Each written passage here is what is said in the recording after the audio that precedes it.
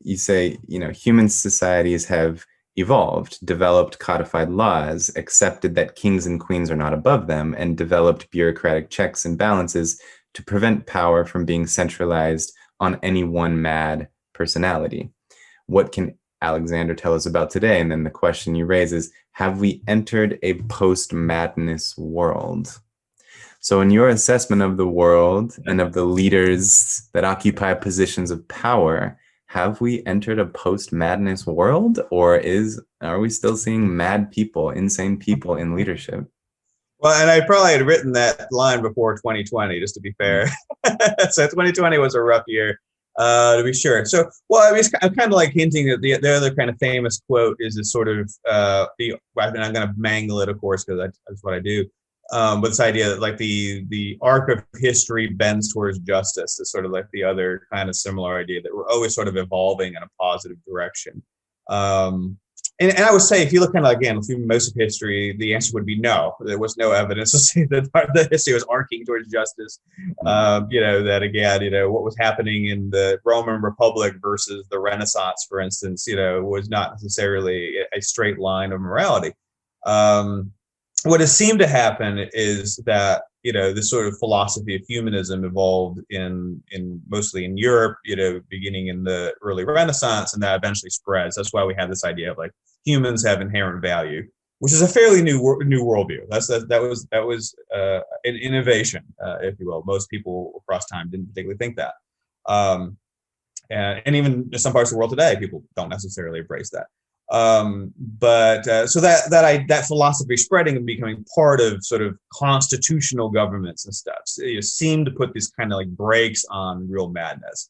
And you can look at that, in comparison to like ancient Athens, during the periods where it had, democracy. So it had this kind of, representative, or had this sort of direct democracy. It wasn't, obviously some tiny percentage of male adults were allowed to participate in it, but for those individuals who were enfranchised, it was a representative democracy. And I use it in the book as an example of a culture that went mad, because democracies actually are prone to going crazy. And that's basically end up with mob rule to some extent. And that's largely what happened during the Peloponnesian War with Athens, is they careened from decision to decision because they just get panicky about it, and a lot of those decisions ended up being pretty bad, and in some cases murderous. They would execute people that they thought were undermining the war effort and stuff.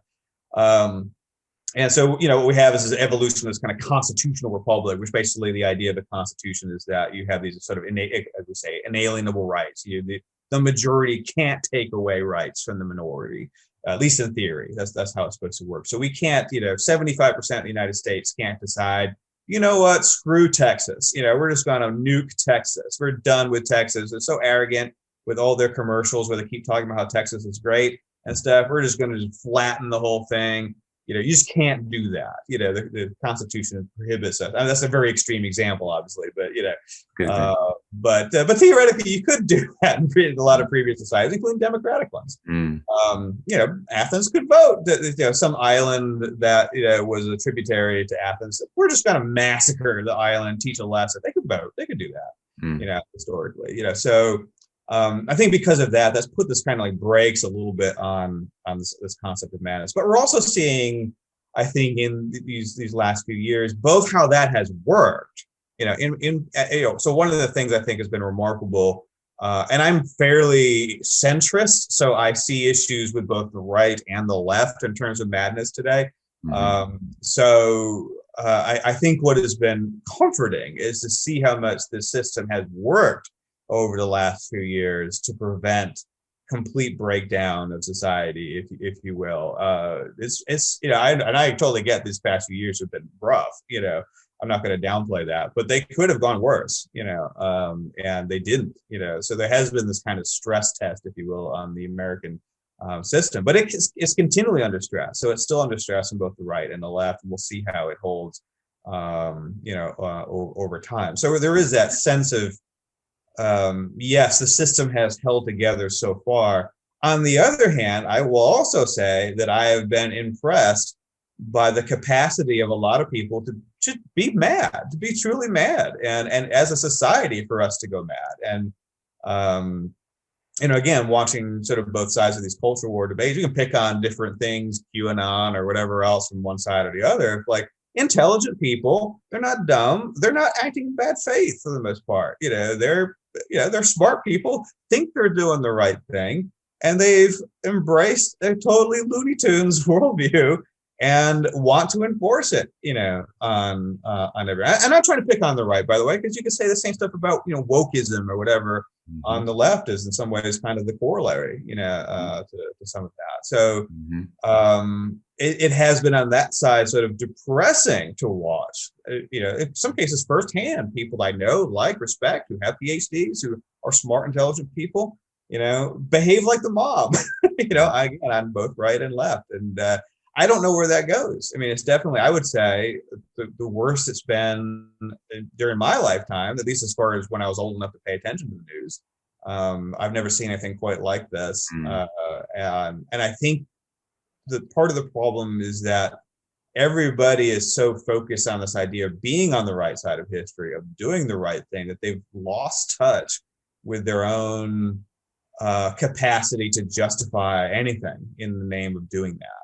So they've lost context. They've, lost any kind of sense of proportionality. People are starting to embrace, at least in small ways, this idea that the ends justify the means. It's become very tribal, very angry, very hateful. And the very fact that people think they're doing something for a good moral cause is part of what I think is making it worse at this point. So we definitely aren't like, in, I don't know, the dark ages or anything at that point, but it has looked like a stress test. I would call it, it definitely is a stress test of this idea of the sort of arc of history always evolving to something better than what came before. The last, I would say, 7 to 10 years probably has not been that way. But we'll see if that changes.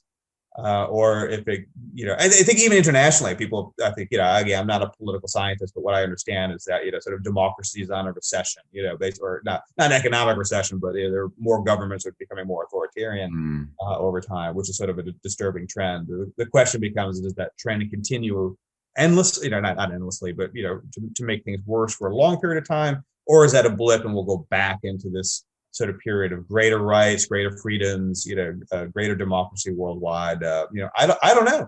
But it is going to take, I think, what's happening now is this classic situation where people on the extremes are being given a lot more voice, a lot more authority, a lot more attention, and that's preventing. I would like to think that I'm not on the extreme, but maybe people would disagree. I don't know, but but whoever is not on the extreme, whoever's sort of in the middle, 90% of people who are not like on the far left and far right, I think it's very difficult for them to speak. Well, first off, they got jobs and families, and they don't have time to be on Twitter all day. But but also they're afraid of saying something and getting, I guess the word now is canceled, right? They're afraid of losing their jobs and like that sort. But I think what's going to take is for people in the middle to get up and speak and be a little bit less afraid of the extreme folks attacking them, which they will, because they're extreme. But so somehow the center has by center I just mean everybody who's not extreme needs to figure out some way of restoring some sort of discourse and sense of proportionality that we seem to be losing right now. Yes. This is something you were mentioning in what you were just talking about, and you wrote about in the book, which is, do insane leaders translate to insane societies? And we can see examples in history of when this happens, of course, with the whole Nazi regime, and also just in perhaps much more minor ways nowadays, the way that there's just so much conformity and mob mentality around issues, and things get so charged and everyone feels so self-righteous. And you do see this translation into societies. And it also reminds me of the quote, which the Indian philosopher Jiddu Krishnamurti said. He said, "It is no measure of health to be well adjusted to a profoundly sick society." And I really love that. And like to remind people of that, because I do think that if you're in a society that has essentially gone mad, you don't want to be emotionally stable. It's not a good sign of your mental well-being that you're just like at ease and content and not anxious in a situation like that. And so I actually think that many, and just going back again to the question of what will future historians judge us harshly on, I think we can highlight some pretty glaring examples of, like for example, what comes to my mind right now is I could see historians in 500 years looking back and saying, can you believe children were just starving to death? And then one student might say, well, was there a shortage of food? And then be like, no, no, the food just wasn't distributed to the starving children. Or they'll say, can you believe they harnessed nuclear power? And then a student will be like, well, what'd they do with it? Did they like provide energy to the world? And they'd be like, no, they just created weapons out of it. Or, and I think examples abound here. And for someone to be aware of that, we have to create these boundaries and protect our own personal emotional life. But also, I think it's reasonable that a person would be generally a bit depressed or anxious as their awareness of these types of insane tendencies, as their awareness of that increases. Yeah, I mean, again, I think if you're in that situation where you can kind of see it happening, right? Right. So again, there's a sense of like everything's become very tribal, and if you're in the middle of the tribes, you really can't see it happening. You just see there's the bad people, and then there's the good people, and you're one of the good people, right? So that's and that's probably how our brains are generally kind of wired to work anyway, to a large degree. But if you're not, if you're in the sort of sense of like, well, everybody's a little bit crazy right now. I think it can be difficult to watch that. I mean, I'm kind of speaking firsthand. I mean, it is difficult to watch, some of this stuff going on, because you want to keep things bending in the direction of evolving more positively. And when things seem to be slipping back, again, if you're sort of watching it in another country, for instance, Russia for a while there thought, oh, Russia's going to be a democracy. That's wonderful. And then, Putin took over and it didn't happen. That's sad.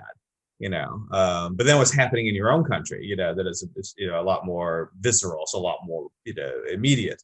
Right. Both situations are sad, but one is a lot more, relevant to your own, kind of situation. But yeah, but then it can becomes an issue of what do you do with it, Right. So yeah, I mean, I think there is this sense of, and again, I can understand it, having experienced 2020 like everybody else did. That was just a weird year, and a lot of it was outside of our control. I mean, there's COVID virus and all kinds of other things that were going on that was it really was the sort of non-human enterprise that was affecting a lot of what was going on. But then kind of how we dealt with it, in a way, was obviously not very efficient, which tells us a lot about how things work. Just the fact it became a polarized issue, Right.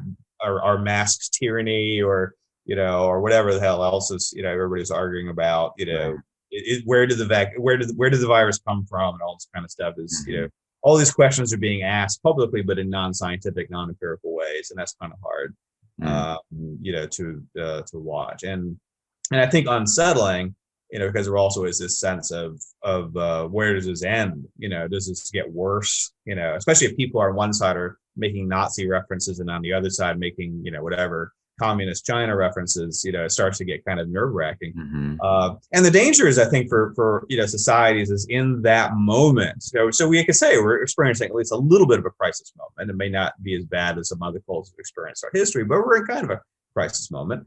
And we have been for at least the last couple of years. There will be this temptation, I think, for a lot of people for that, again, strong leader. We want someone to come in and fix it, and that's that rolling of the dice, that, we could all work together and try to fix it, but that's slow and messy. And there's no guarantee that's going to work. Or we could roll the dice and have some more authoritarian figure step in